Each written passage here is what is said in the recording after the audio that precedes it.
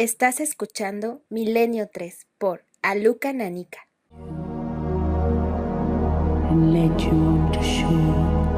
3 y 7 minutos, ya estamos aquí y la verdad es que el impacto ha sido tremendo. Incluso, Carmen, me comentabas que hasta ha sido trending topic Pazuzu.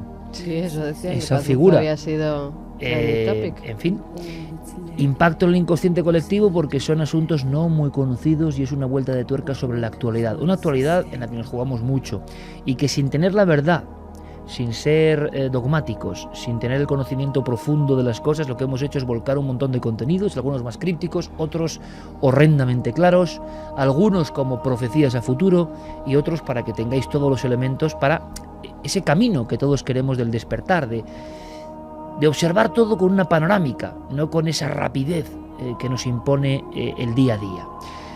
Bien, ahora, antes de la mesa milenaria, donde vamos a informar de todo lo que ha pasado esta semana, y hay mucho y muy interesante, vamos a hacer un viaje distinto. La música relajante de la gran Lisa Gerrard yo creo que es ideal. ¿Por qué? Porque una de las cosas que queríamos hacer era, ¿verdad?, viajar al más allá, como suena, con la radio.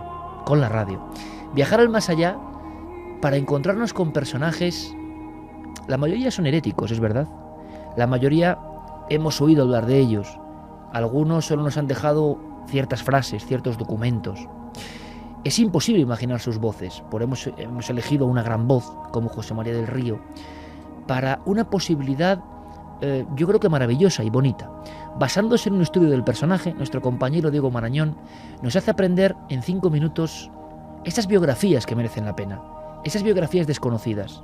Pero claro, el encuentro entre un hombre del siglo XXI y uno de estos herejes, bueno, puede haber ahí de todo.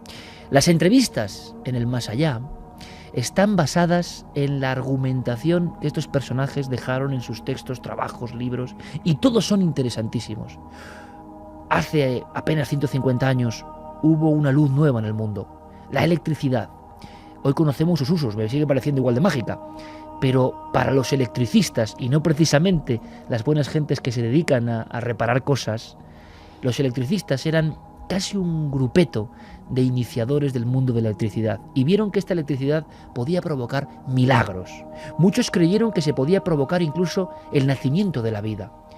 No se equivocaban en parte, porque la electricidad da vida a todo el sistema que nos rodea ahora mismo. Pero si imagináis cómo fueron los pioneros, estaban tocando la magia. De todos esos pioneros, nuestro corresponsal en el más allá, Diego Marañón, ha elegido a uno. Tenía muchas ganas de preguntarle unas cuantas cosas, tampoco muchas, a este personaje que os va a encantar. Luego os contaré, como sello final, qué pasó con este hombre. Pero ha sido un encuentro maravilloso. Entrevistas en el más allá. Comenzamos esta semana en Milenio 3, corresponsal en el otro lado, Diego Marañón.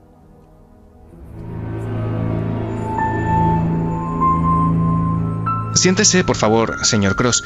Permítame que ajuste el micrófono. Con tanto cable... ¿Qué me va a contar, joven? ¿Cómo dice? La electricidad.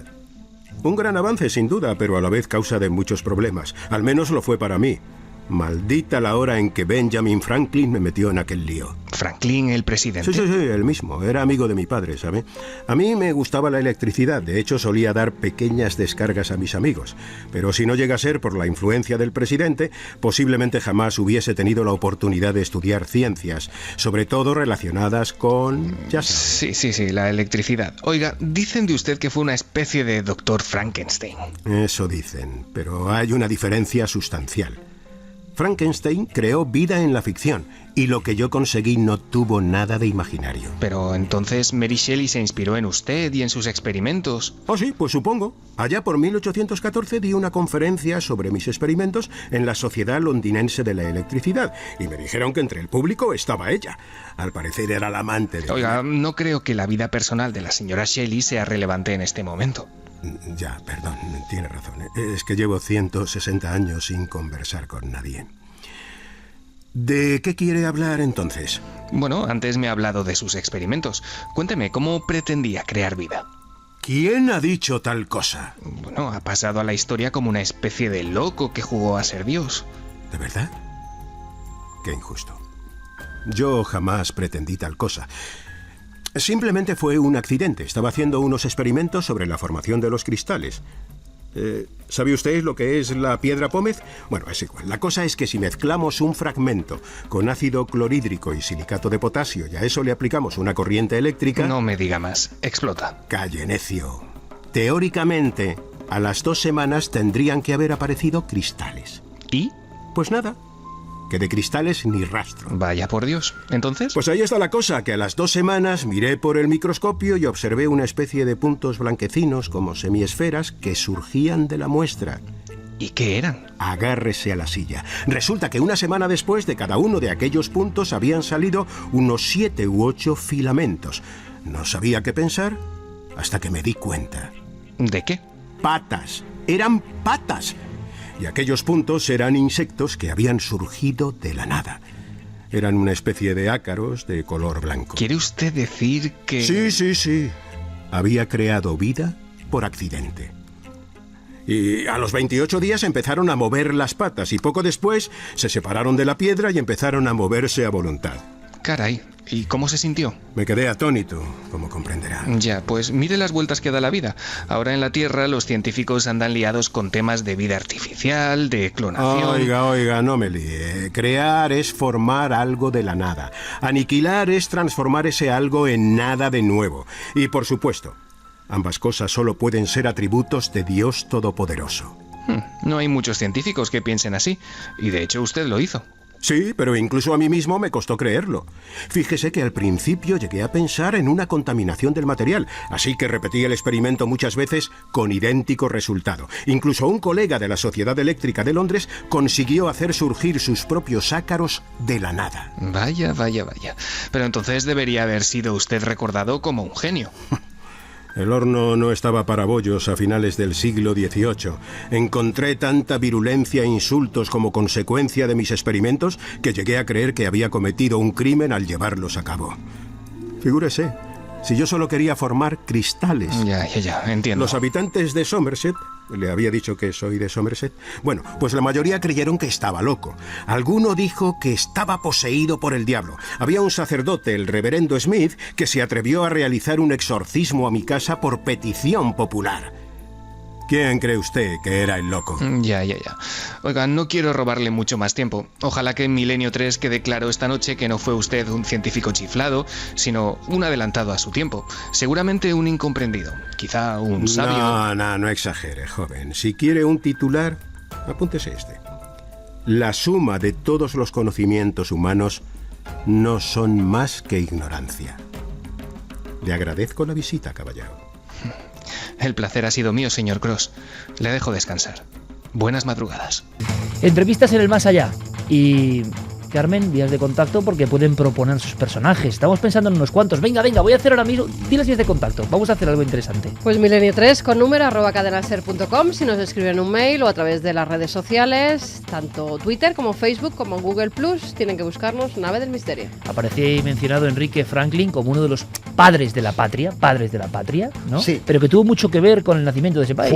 Fue digamos, nunca ni aspiró a ser presidente, pero fue el gran padre de la idea de América. Es más, toda la Revolución Americana fue sobre todo la primera gran campaña de publicidad perfectamente planificada por Franklin y llevada a cabo por un grupo de masones, de templaristas y de iniciados en otras sociedades secretas. Y Franklin fue el cerebro, fue el que imprimió todo, la Constitución, todo. Bueno, pues este padre de la patria ha quedado en la historia, pero el que no ha quedado tanto en la historia es el personaje, el hereje. Y os voy a preguntar rapidísimo a quién entrevistaríais, porque Diego va a tomar buena nota, ¿vale? ¿Cuál sería vuestra entrevista en el más allá?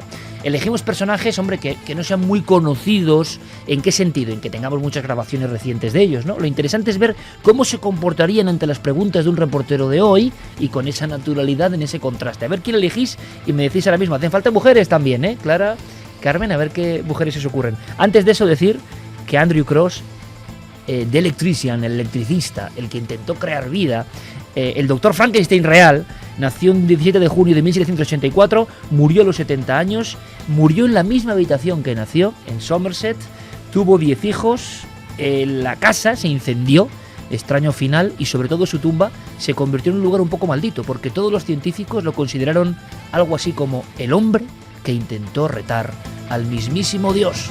Javier Pérez Campos, ¿qué personaje elegirías? ¿Qué idea le damos a Diego? Pues yo entrevistaría a uno que es muy conocido, pero que tiene una parte muy desconocida de su vida, que es Antoine de Saint-Exupéry.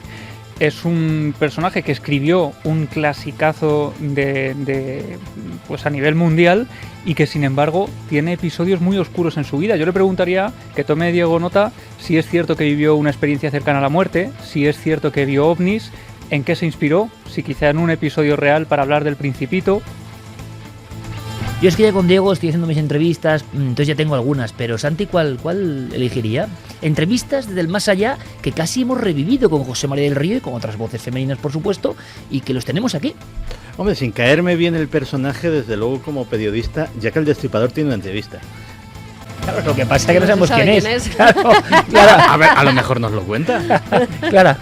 Bueno, pues yo ya comenté en su momento, ¿te acuerdas? Al personaje de Hipatia de Alejandría, que como mujer, para poner una Sí, mujer... lo comentaste, pero redacción adentro.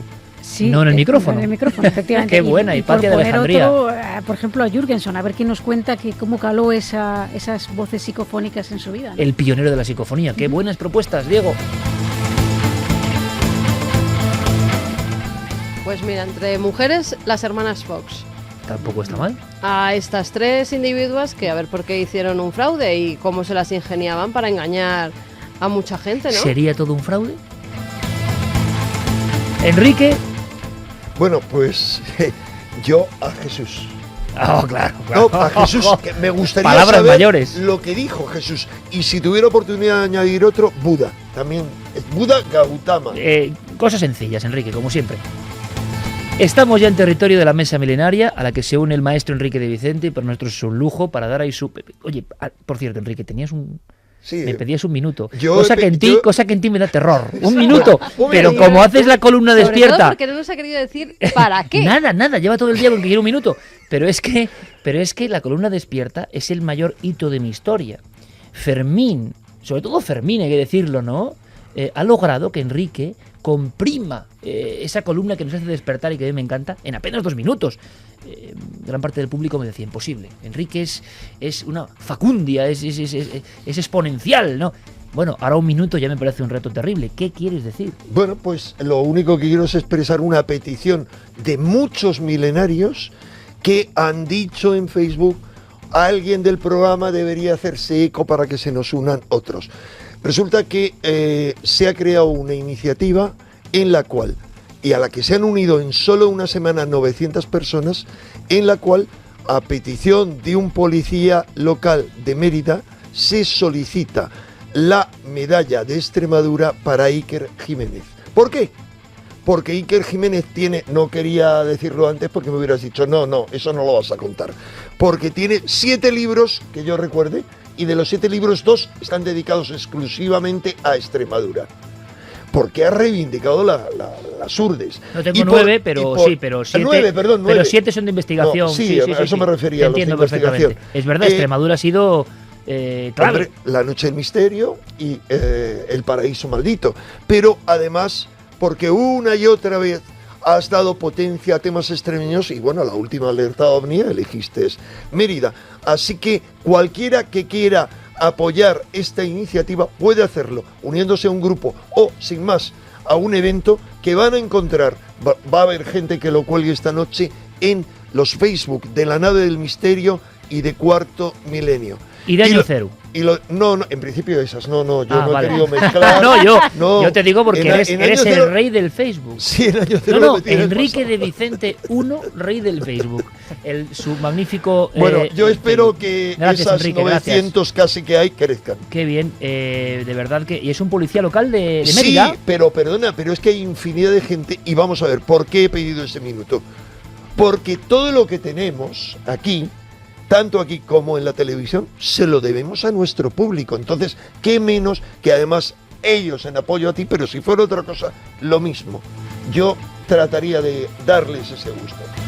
Bueno, pues minuto concedido para Enrique de Vicente y bueno, yo estoy encantado porque sobre todo el cariño que recibimos y lo vive todo el equipo en Mérida, el cariño de los extremeños, eso sí que es una medalla y oye, y eso está ahí. Y la buena gente que está en las redes sociales, en Nave del Misterio, pues es maravilloso. Así que gracias por todo vuestro esfuerzo. No podemos estar muchas veces ahí diciéndoslo directamente, pero a ese policía local, a toda la gente, muchísimas gracias por José vuestro cariño. Fernández se José llama. Fernández, muchísimas gracias, amigo, de verdad. Solo por el intento. No gastes mucho esfuerzo ni mucho tiempo, porque lo que importa es el detalle. Muchas gracias. Vamos, 3:23, Mesa Milenaria, que es la visión de esta redacción, como si fuera una prolongación de lo que pasa antes, lo que estamos haciendo mientras cenamos, comentando, debatiendo, discutiendo, pero a los micrófonos sagrados de la cadena SER. Y comenzamos con unas apariciones muy raras, Javier, muy extrañas, que, hombre, no sé, parecen propias de la leyenda urbana más pura y más dura, pero tú estás insistiendo en que esto hay que tocarlo. Es que estamos ante una de esas noticias que nos hacen preguntarnos si las leyendas urbanas son las que acaban generando este tipo de visiones o son este tipo de visiones las que generan la leyenda urbana.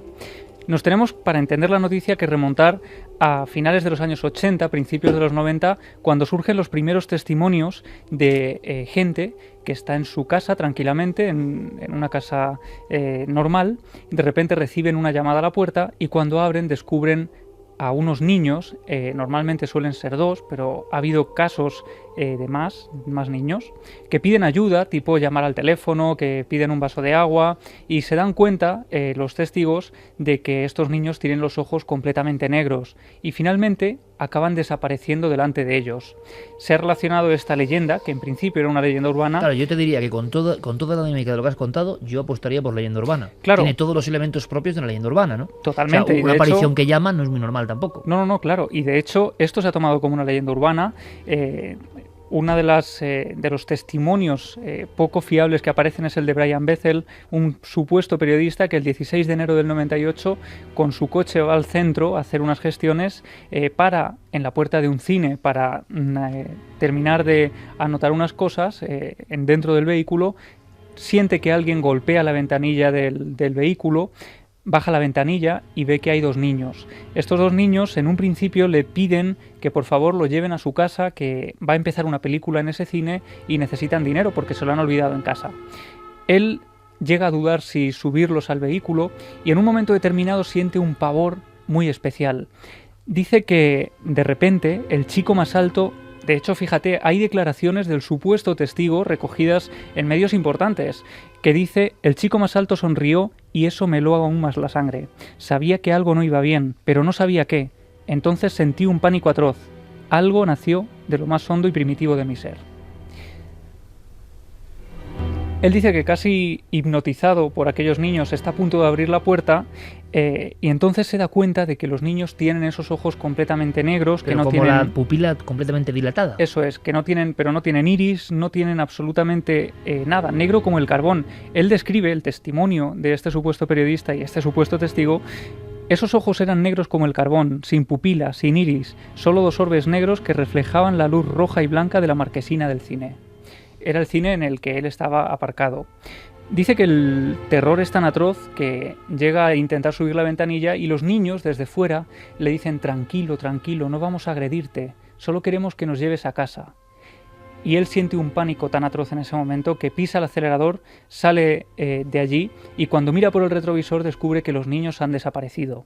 Y esto está ocurriendo, supuestamente también, por añadirlo, ahora. Esta historia ha vuelto a saltar las noticias por algo. Claro, esta historia surge en concreto, este caso, el del supuesto periodista Brian Bethel, surge en el año 98. Siempre se tiene en tela de juicio porque este hombre ha aparecido su testimonio, pero él contándolo a una cámara de vídeo nunca, ¿no? Pero hay un investigador que se llama Lee Brickley que cuenta que en Cannock Chase, una localidad de Inglaterra, su abuela, antes de conocerse este caso, ya le había relatado que ella, hace 30 años, estando en un bosque, se encuentra con una niña que está llorando, que grita, que pide ayuda en mitad del campo, y cuando ella se acerca a ver qué quiere, descubre que al destaparse los ojos los tiene totalmente negros, exactamente igual que la visión de la leyenda urbana. Vamos a escuchar a ese investigador real. Claro, porque Lee Brickley ahora resulta que ha empezado a recibir, después de investigar y publicar un libro sobre el tema, donde se toca este tema, empieza a recibir mensajes de testigos de esta zona de Cannock Chase, donde al parecer ha habido muchos casos que están surgiendo ahora y que se están produciendo ahora, hasta el punto de que algunos periódicos han dedicado portadas hablando de una plaga de niños fantasma de los ojos negros. Vamos a hacer una cosa, escuchamos ese testimonio para saber que es real y luego nuestra mesa opina libremente. Bueno, hay varias teorías sobre su origen. Había una tribu en los alrededores de Cannock Chase hace 2000 años, llamada Cornovi, que efectuaban rituales satánicos y ofrecían sacrificios a una especie de entidad demoníaca, o al menos eso se cuenta. Otra opción es que los testigos estén alucinando. Pero claro, eso supondría descubrir la causa de esas alucinaciones y el por qué todo el mundo describe exactamente lo mismo. Intenté investigar sobre el tema. Como sabe, hubo algunos casos difusos en los 80 y a principios de los 90, y el asunto permaneció dormido durante 2 décadas. En esta última ocasión ha habido 11 o 12 encuentros con los niños de ojos negros. 3:29. La mesa milenaria reunida, escuchando muy atenta a Javier Pérez Campos, como imagino que habrá hecho la audiencia, porque el tema es muy sugestivo, opina. Bueno, antes de nada decir que el caso que él cuenta, uno de esos 10-11 casos que han surgido ahora, es el de una mujer de Cannock Chase, precisamente, que bajando por Birch Valley, es una de las avenidas de allí, era ya casi de noche, ella iba con su hijo, escucha una vez más ese llanto. Ella acude al lugar de donde surge, dice que allí no ve a nadie y cuando se da la vuelta ve a una niña, otra vez una niña, cuando en la leyenda urbana siempre hablaban de niños, ¿no? Aquí hay una pequeña variación, la mujer la ve llorando, tapándose los ojos una vez más y cuando se quita las manos ve que son totalmente negros y desaparece delante de ella y de su hijo. Ellos echan a correr, ella coge a su hijo, dice que de momento no quiere salir a contarlo públicamente, se lo ha relatado a él para ver qué le parece y si puede ayudarla, y lo sorprendente es que no ha sido el único caso en estos días. Bien, sobre todo Clara, Carmen, Enrique, que manejáis más estos temas de apariciones, ¿qué opináis? Así a vuela pluma. Yo creo que podría tratarse de cosas a lo mejor diferentes que se han identificado como el mismo caso por el tema de lo de los ojos, pero en principio yo pienso que el tema de los niños de los ojos negros quedó un poco como leyenda urbana, ¿no? Y esto otro parece que hay alguna divergencia y que podría a lo mejor, imaginemos en un suponer que hubiera algún tipo de fenómeno extraño en esa localidad, porque parece ser que todo se centra ahí. Y lo que sí que me parece curioso es que con lo dados que son en esas tierras a hablar de todo este tipo de presuntos fenómenos extraños, es raro que no den la cara, ¿no? Es decir, que a lo mejor en otro... Sí, porque en Reino Unido no hay mucho temor, ¿verdad, no, compañeros? Ahí se habla con muchísima mayor normalidad, ¿no? Bueno, yo diría que relativamente, es decir, yo he visitado varias veces, pero ahora este propio verano, lugares encantados en el Reino Unido, por cierto, con experiencias fuertes, tanto mías y como de personas que me acompañaban, y no creas que salvo que lo utilicen para promocionar, que les hace mucha gracia. No, yo de eso no sé nada, y este tipo de comentarios. O sea, como en España, en otros sitios no. Yo recuerdo hace ya bastantes años, 25 años, que estuve durmiendo en un inn, en una posada, y tuve una experiencia que me vi a las 5 de la mañana como atravesado por una corriente de frío, y tuve la sensación que había tenido en casas donde había poltergeist, y dije, a que ha habido alguna presencia. Y esa mañana siguiente, desayunando, como yo iba comprando, apilando libros y tenía libros sobre Haunted England y cosas así, se acerca el dueño y dice, le interesan estos temas. Pues aquí tenemos un fantasma, está en la planta tercera, que era donde estábamos nosotros. Sí, como tanta gente le ha pasado. Ahora, el detalle de los ojos negros, Sí, yo no sé si también forma parte de la simbología del terror, porque impresiona. Y se ha deformado igual una fenomenología real y se ha convertido en símbolo, ¿no? En arquetipo. Claro, es que puede ser una fenomenología real que se llama aniridia, es decir, eso quiere decir sin iris. Son personas que sufren esa enfermedad, sí, y entonces no tienen iris y parece que todo el ojo lo tiene negro. Además, una enfermedad... Hay personas que no tienen, o sea, que tienen todo el ojo negro, sí, pero por además, una dolencia. Sí, claro, es una enfermedad genética.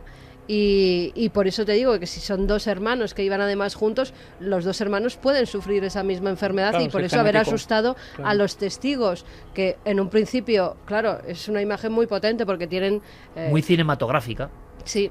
lo que ya desaparece delante de la testigo, ya tal vez el miedo ha hecho ver que desaparezca esa figura y en realidad son pobres niños que sufren una enfermedad y que por algún sentido los tiene apartados la familia. Sí, pero todos los no testimonios hablan precisamente de la segunda parte, ¿no? Que es el desaparecer ipso facto. En lo que yo estoy de acuerdo con Clara es en que quizá habría que establecer una barrera, porque los casos de los famosos niños de ojos negros que ya fueron incluso bautizados como Beck, Black Eyed Kids, estos ocurrieron hace unos 30 años en Estados Unidos y esto, sin embargo, está ocurriendo ahora y en Inglaterra. Es decir, parece que hay una diferencia totalmente en cuanto a orografía, en cuanto al lugar y en cuanto a la época. Yo lanzo aquí una cuestión, y podéis abrir debate rápidamente, porque luego vamos con una cosa que tiene que ver con la meditación, el yoga y el cerebro, que yo creo que es muy interesante. Pero yo no sé si lo que llamaba Santiago Camacho, bueno, se llama ahora mismo, ¿no? Creepypasta, ¿no? Todo esto que está pasando en Internet, que es la elaboración casi comunal de nuevas historias de terror. Yo no lo digo, yo no lo sé, pero estará influyendo en las nuevas formas también de comunicación de los misterios. Se crean nuevos misterios tipo Slenderman, el hombre que está junto a los niños, y esto puede tener un inicio en esos foros de Internet y luego dan el salto a los medios de comunicación, pero no se sabe el origen, que puede estar en la creatividad de la gente que hace estas historias, Santi. Yo creo que mucho de eso hay actualmente precisamente por... hablábamos antes de una circunstancia inédita en la historia. Esta es una circunstancia inédita en la historia en cuanto a nivel comunicativo. Cuando hablábamos de Slenderman, yo apunté como teoría muy aventurada que incluso podía ser una especie de tulpa. Lo que estoy diciendo es que tal vez estos casos generan no un tulpa al uso, no un ser físicamente real, pero sí incluso puede generar lo que sería una alucinación colectiva sin que haya un colectivo, es decir, sin que haya contacto físico con las personas. Es decir, una sugestión y la obsesión pueden generar una especie de egregor. Es lo que en ocultismo se llama un pensamiento forma. Pensamiento forma. Sí, es decir, es un pensamiento colectivo que toma forma. Bueno, hay muchas formas de llamar, eso se llama egregores también. Lo he mencionado yo, de egregor, ¿no? Sí. Que suena como más antiguo, pero sí, pensamiento aunque forma el origen suena más de para la psicológico. palabra egregor tiene que ver con los hijos de Dios que bajaron a unirse con las hijas de los hombres, pero miras en el diccionario y el egregor es una forma, una creación colectiva, como se ha hecho un experimento, por ejemplo, el fantasma Philip en Canadá. Se hizo el experimento. Sí, que diseñaron unas características de un personaje histórico y al final la gente lo acababa viendo. Acabó manifestándose en esas reuniones y dando información. El fantasma Philip. Pensamiento forma, qué interesante, Enrique. Pero nos mandan fotografías de un cuadro que hay en el Alcázar de Segovia, niños de ojos negros. En una misma obra hay varios niños con esos ojos sin iris, que son sí, pero es que eso tremendos. aparece en artistas modernos. Yo creo que tú conoces a precisamente Villaseñor, era, ¿no? Bueno, Jaime Villaseñor era expresionista, él pintaba unos cuadros tremendos de autopsias y también. Y era como un poco ese mundo también, sí, ¿no? De ojos negros, sí, de bueno, cosas y de un hecho poco también raras. ahora está no recuerdo el nombre de los pintores, pero la última película de Tim Burton es de un matrimonio que pintaba también a estos niños de los ojos grandes. Por lo tanto, es curioso que la imagen no es una imagen realmente actual. Ese tipo de icono es algo que viene ya de muy antiguo. Bueno, es más, a los antes mencionados grises, que decía Enrique, muy parecidos a los retratos de ojos de obsidiana de Göbekli Tepe y tantos sitios, siempre los hemos imaginado con un ojo que es completamente negro, ¿no? Igual hay un arquetipo ahí de la oscuridad en la mirada que nos impresiona, ¿no? Vamos con una cosa que sé que a Enrique también le va a gustar. Mira, me gusta eso, pensamiento forma. Claro, es que tener a Enrique en la tertulia pues te da esos toques de auténtica parapsicología que en este caso nos viene genial. Claro, ¿ha pasado algo con el cerebro? Sí, ¿Con el yoga? Sí, con el yoga y con la meditación, porque bueno, pues una investigación reciente en la Universidad de Minnesota, liderada por Vin profesor de Ingeniería Biomédica en esta universidad, pues ha dado como resultado que la práctica del yoga y de la meditación es beneficiosa para, por ejemplo, es más fácil aprender a controlar un ordenador con la mente que alguien que no ha practicado estas disciplinas nunca. Estos computadores o esta informática de vanguardia que ya está hace tiempo trabajando con... No hay ni siquiera que ejercer nada con los dedos ni con nada. Claro, porque tú con la mente puedes mover los sistemas. Sí, de hecho se trata pues de mejorar la calidad de personas que tienen la movilidad reducida y que con la aplicación del pensamiento pueden interaccionar con una interfaz de ordenador, ¿no? El experimento es curioso porque se ha realizado con 2 grupos de sujetos. En total pues han sido 36 sujetos que de esos sujetos 12 eran asiduos practicantes de meditación o de yoga, por lo menos con un año de anterioridad, es decir, de realizar 2 veces... Expertos entre comillas, ¿no? Sí, gente que practicaba habitualmente eso, por 2 veces por semana, media hora, etcétera, ¿no? Y el otro grupo eran de 24 personas que no habían practicado nunca estas técnicas. Qué interesante esto, ¿eh? Sí, lo curioso de la experiencia es que se vio que en los que llevaban practicando estas disciplinas aprendían al final de 30 pruebas 3 veces más rápido a manejar un cursor imaginario, digamos, de un ordenador, gracias a esto, ¿no? Y lo curioso es cómo este profesor universitario decide hacer el experimento, ¿no? Porque dice, ¿por cómo se les ha ocurrido hacer algo así? Y es porque él, 5 años atrás, él empezó con estas investigaciones de las interfaces del ordenador y conectado con la mente, y se dio cuenta que entre los que estaban ejercitando y practicando había una mujer que sobresalía de todos ellos, que tenía una destreza increíble para manejar esta técnica. Y interrogándola, viendo un poco cómo podía ser esto, descubrió que era practicante de yoga y meditación, y de ahí la idea de llevar esto a una escala mayor para ver si realmente era cierto. Y científicamente se ha comprobado que, entre comillas, la potencia del ordenador, la destreza del ordenador central que tenemos dentro del cráneo, aumenta exponencialmente y deja en ridículo a quien no ha hecho yoga o meditación en este caso. Cuidado, yoga mental. Quiero decir, por el yoga físico prepara, pero es el Raja Yoga. Es decir, Raja Yoga es un yoga mental que no es el físico. El Hatha Yoga es el físico, hay muchas, pero hay varios, pero el Raja es el más, que es concentración, visualización, etcétera. A fin de cuentas, es igual que ciertas prácticas de relajación, y sobre todo una técnica que estuvo muy desarrollada, la que yo escribí muy interesante en los años 80, pero ahora no tanto, que es el biofeedback. Es decir, es máquinas que tú te conectas para aprender a relajar, por ejemplo, los latidos cardíacos, a modificar las ondas cerebrales. Es decir, esas máquinas te van dando un control. ¿Tú has hecho yoga mental? Sí. ¿Pero qué no has hecho, no? Pero ¿qué es lo primero que te enseñan? No, vamos a ver, más que yoga mental, lo que he hecho es un mínimo, es a meditar, a concentrarte, por ejemplo. ¿Cuál es el elemento básico? Por ejemplo, imagínate, primeramente, pon tu mente en blanco o ponla en oscuro, e imagínate una luz. Por ejemplo, pon delante tuyo una vela, fíjate en la vela oscura, cierra los ojos y trata de visualizar la vela. ¿Para qué? Para concentrar, como estamos en una distracción constante, es decir, vivimos en un estado de semisueño y de ruido mental permanente. Claro, hoy en día, encima con el WhatsApp, con todo, es una todo locura. Interferencias, ¿no? Y esto locura. Hace focalizar. Focalizar. ¿Qué opináis, Santi, Carmen, Javi? Yo creo es que es muy interesante esto, ¿eh? Es que hemos visto que ya con los procesadores o con la visión escaneada del cerebro, que está arrojando datos increíbles, resulta que la gente que hace meditación tiene unas características que empiezan a ser no casuales, ¿no? Pero esto del yoga en un estudio tan concreto me parece maravilloso. A mí me parece normal, además, que sean los que meditan, los que ejercitan el cerebro, los que pueden hacer estas cosas. Mira, ya poniendo de ejemplo la experiencia que vimos en Cuarto Milenio el domingo anterior. A mí con 4 electrodos me modificaron el cerebro y vi cosas que no van a poder hacer. Hay una cosa que nos has contado, que después de esa experiencia tenéis el cerebro licuado, vamos. Pero licuado, al día siguiente, o sea, con un dolor impresionante. Me lo habían frito. Sí, también hay que decirlo, porque las personas han visto Cuarto Milenio, que mañana, por cierto, volvemos a ir pronto, 11 menos cuarto más o menos, con un montón de cosas que os van a gustar sobre el accidente, la desaparición del avión, con nuevas claves, sección nueva de los visitantes. Por favor, estad ahí, que la competencia está durísima.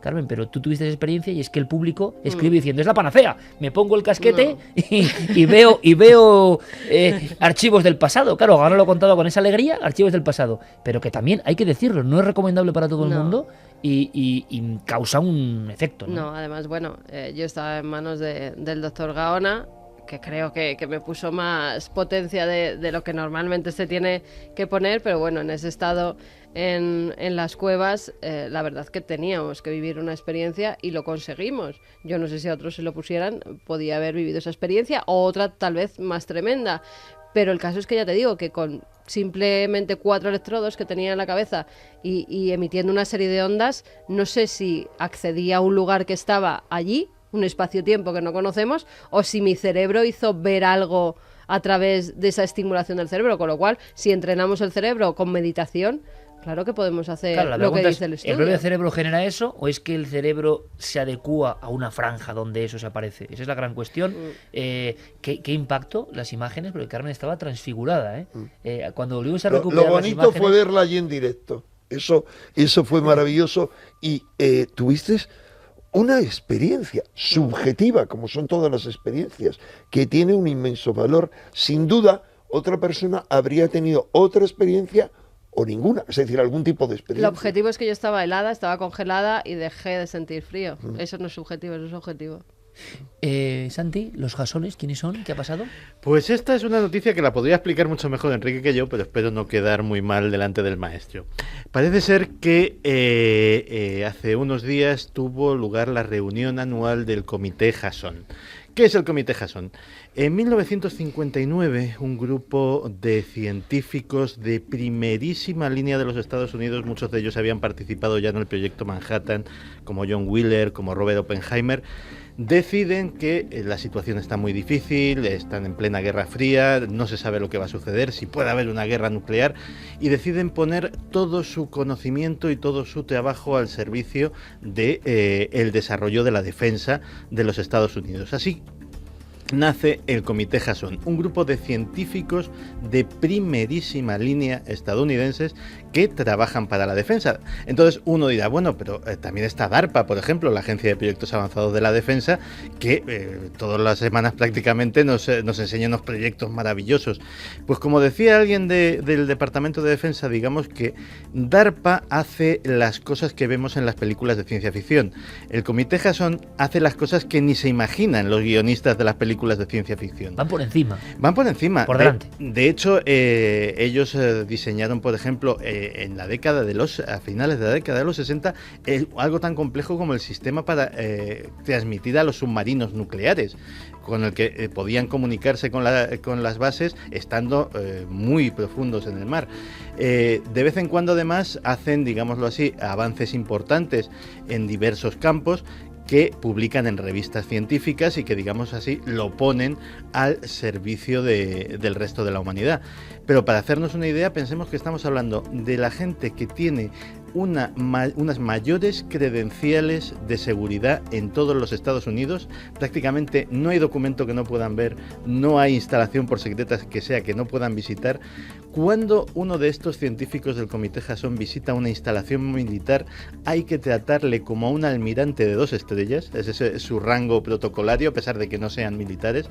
Es decir, estamos hablando de gente que ahora mismo pues está investigando en terrenos tan peliagudos como la genética, como la informática, la inteligencia artificial, la medicina más avanzada, y que realmente los experimentos que tienen en su laboratorio, como decía este portavoz del Departamento de Defensa, nosotros no tenemos ahora mismo criterio alguno para imaginar en qué pueden consistir.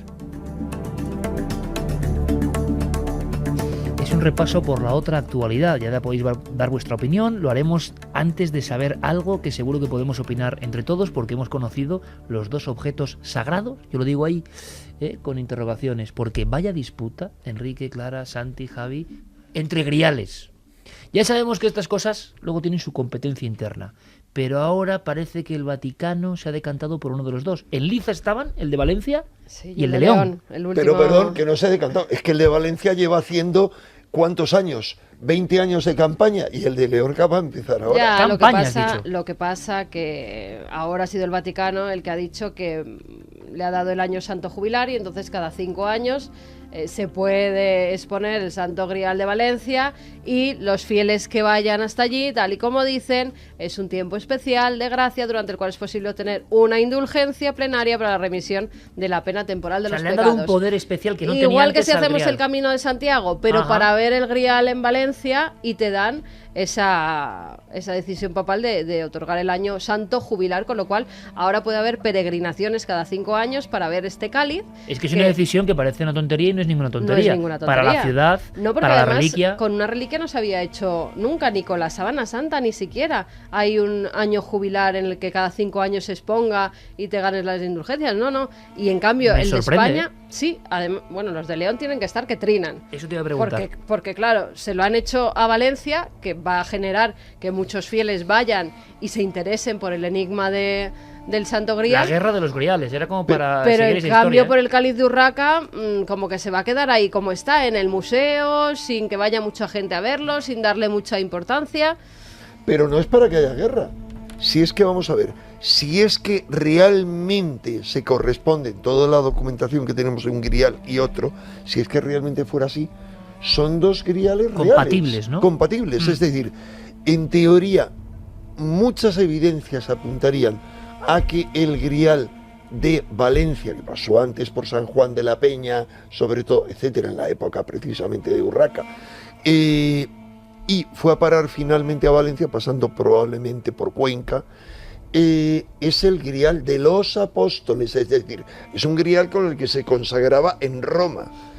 ¿Y el de Mientras que el otro supuestamente es el grial, supuestamente de la última cena, transportado por San Lorenzo a España. O sea, Pero sin embargo, en este caso, eso lo contaba además Margarita Torres excelentemente en aquel programa que hicimos en Cuarto Milenio. Los dos pueden ser compatibles, puede haber esos dos griales, pero ahora, claro, esta inclinación de la balanza por parte del Vaticano, que imagino que en Valencia han acogido con... por méritos estruendo, de ¿no? tiempos, es que llevan muchos años en Valencia. ¿Te acuerdas que yo tenía un libro antiquísimo editado en Valencia? Que me lo regalaste. Sí. Tendrá que ver no solamente la pieza, sino dónde se custodian estos griales. Oye, qué pregunta más interesante, Clara. ¿Por qué la dices? Bueno, pues porque si uno está en una catedral y eso es, bueno, como habéis visto vosotros la Sábana Santa, eso es crear escuela, crear personas que vayan allí, que visiten, que se fomente la fe. Bueno, pero el León también está en un sitio creencia. sagrado, ¿no? Más o menos. Más o menos, ¿no? Sí, Pues pero no con la misma fuerza. No es lo mismo que entrar en una de- catedral y igual. ver ahí aquello. Yo sí que sé que en Valencia, que además está la sede de estudiosos de la sindonología, vamos a decir, no que se tomaran mal, que no se me malinterprete, pero sí que como esa rivalidad casi como si fuese futbolística de qué pasa con nuestro grial. Yo sí recibí, por ejemplo, los regionalismos, yo creo que en todos los aspectos no son muy positivos. En el misterio también existen. Cuando hicimos el programa del Grial de León, que argumentaba también Margarita, y había pues resulta que recibimos un montón de cartas, de mails de Valencia, oye, que el grial es el nuestro, ¿no? Hay como una identificación que eso hace que haya disputa, ¿no? Pues siempre lo ha habido con las reliquias, ha habido un mercado de reliquias y unas disputas tremendas, pero a lo largo de toda la historia por ver quién tenía las mejores reliquias. Y ha habido, vamos, hasta batallas incluso por reliquias. En este caso, esperemos que los fieles vayan a ver las dos reliquias, que las dos valen la pena, y que por fin un estudio serio, y que la Iglesia deje entrar, porque el de León lo están estudiando historiadores, que dejen arqueólogos a historiadores también acudir al de Valencia. Claro, es que yo creo que ahí Carmen ha dado la clave, porque lo que hicieron muy bien con el Grial de León es que hicieron ese libro fantástico, bueno, está perfectamente explicado para los que no tenemos ni idea de todo esto, ¿no? Y con un análisis profuso, con documentos y con datos. Sin embargo, estaría muy bien saber en qué datos se ha basado el Vaticano para otorgarle ese detalle pues, al de Valencia, ¿no? ese privilegio. Sobre todo que hay que desmontarlo, porque es que tiene una serie de añadidos tremendos hay que no son decírselo los de la... al público, que además me acuerdo perfectamente, estamos en la cultura de lo visual. Ahora, ¿cómo va a ser eso? La gente decía eso y dice, no, es que hablamos de la copa, no del ornamento, ¿no?, que rodea a ambos griales, por cierto. Pero el público es que ve eso y dice, eso no puede ser de la época de Cristo. A una Virgen Negra. Claro. Una Virgen Negra se le pone el manto, la corona, no sé qué, la moreneta. Se adecúa, ¿no? Hombre, no, se le va vistiendo. Y eso está vestido también. Ahora hay una pregunta que hacía Carmen y es, que tiene que ver con el tema, tiene que ver en cuanto a la obsesión de este país por las reliquias. ¿Quién es el que tiene más griales del mundo? Pues alguien que te ha obsesionado a ti mucho. El protagonista de tu novela, Camposanto. Sí, sí. Felipe II, Sí, claro. acumulaba reliquias. El que más reliquias debía tener de toda Europa. Seguro, pero también los Habsburgo, todos sus antecesores. Es decir, lo interesante es que toda esa colección de reliquias se pasó la obsesión a España. Yo creo, Carmen, tú el tema lo conoces infinitamente mejor que yo, que pocos países como España ha habido tanta tradición al final. España e Italia. Italia también, claro. España e Italia, el país de las reliquias. Bueno, vamos a ver qué pasa con esto, porque vamos ya rápidamente con esa recta final, con un poquito de oxígeno, con las bendiciones milenarias, con todo eso, y que la gente, hemos dicho, el público, no la gente, me decía siempre Chicho, no digas nunca gente, y mira que lo repito, el público soberano, sería bueno que recapacitase sobre lo que ha dicho Enrique y dijo en su día Margarita, que ambos son compatibles, que podrían ser los dos. Qué manía, ¿no? Con tirarnos un poco dardos unos y otros. Vámonos con la recta final de Milenio 3. 3:54, esto es una cosa muy curiosa además, Enrique, me gusta que estés aquí porque se lo preguntaba a Santi, no sé cómo surge esto, pero somos un programa no precisamente dogmático ni religioso, pero que recibe, que quieren que hagamos la bendición, y tienes que hacer alguna. Es una bendición misteriosa, es una bendición diferente, todos hemos hecho bendiciones, ¿verdad, Enrique? Sí. ¿No? Pues mira, para Marta Rivas de Valladolid, que dice: buenas noches, quería pedir bendiciones milenarias a mis dos pequeñajas, Sara y Ruth, que nacieron el pasado 30 de junio. Después del susto inicial al saber que esperábamos dos angelitos, somos, junto con nuestro hijo Víctor de 5 años, los papás más afortunados del mundo.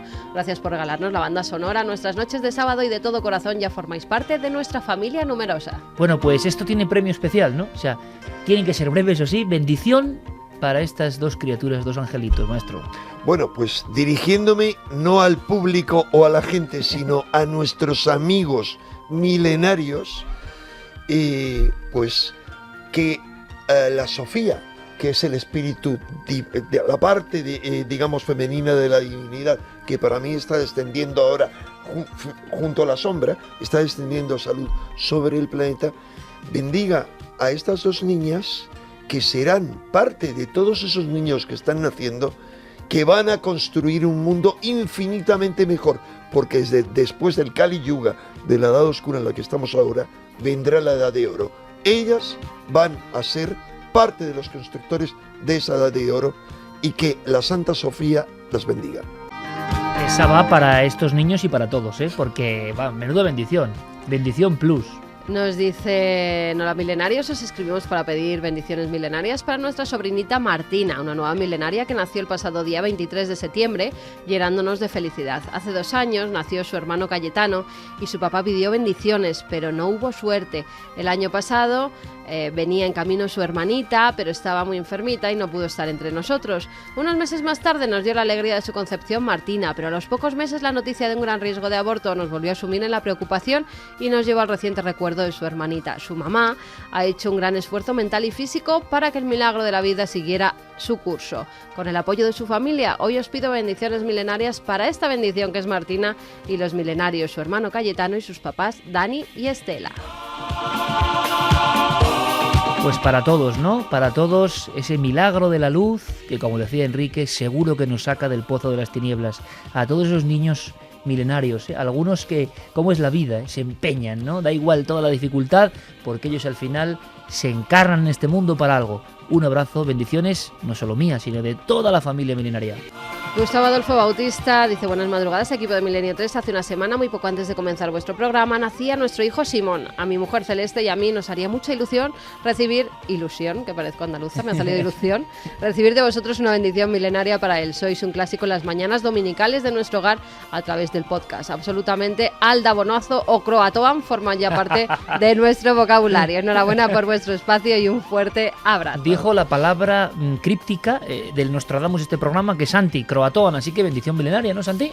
Pues bendición milenaria para Simón, que tiene nombre de mago y como tal que llene de magia la vida de toda la gente que se encuentre en su camino. Bueno, bendición milenaria para Morgan, que se llama el niño que ha tenido Maika, que es nuestra estilista, y el sábado pasado tuvo a su niño, a Morgan, nació un poquito antes de lo que debía. ¿Cuántos niños en el Año del Misterio, por cierto, sí, en el muchísimos. equipo, Bueno, y este verano nacían también Vega, de Sergio, de nuestro realizador, y también los niños de Gerardo. Los niños de Gerardo. En o sea, fin, estamos llenos todo de el bebés. equipo.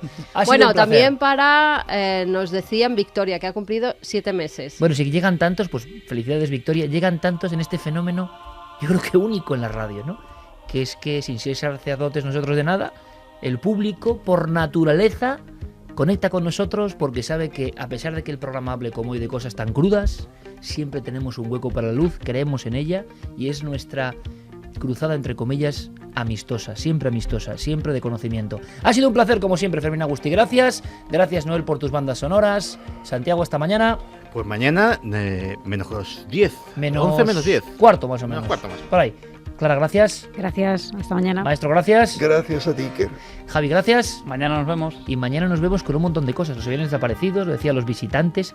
Vais a contar la historia del protagonista real de Líbranos del Mal. Sí. En fin, hay de todo y mucho más. Ha sido un placer. Ahora las noticias. Amigos, sobre todo, feliz semana.